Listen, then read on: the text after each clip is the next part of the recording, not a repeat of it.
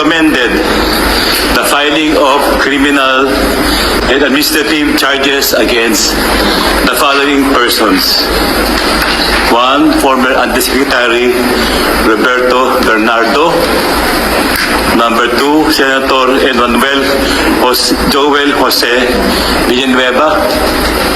Number 3, Senator Jose Jinggoy Estrada Ejercito Jr. Number 4, former Congressman Elizalde Saldico.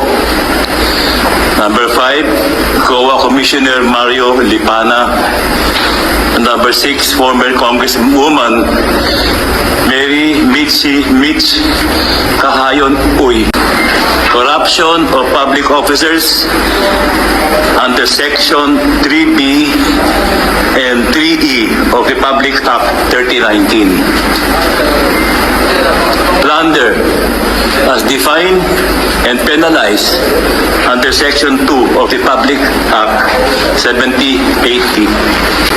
We recommended the filing of criminal and administrative charges against the following persons.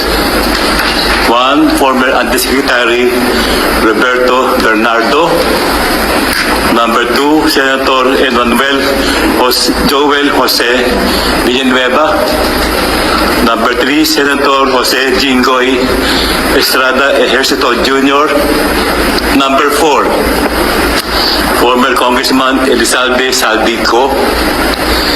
Number 5, COA Commissioner Mario Lipana.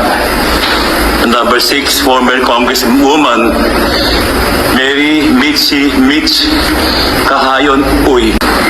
Corruption of public officers under Section 3B and 3E of the Public Act 3019. Plunder as defined and penalized under Section 2 of the Public Act 7080.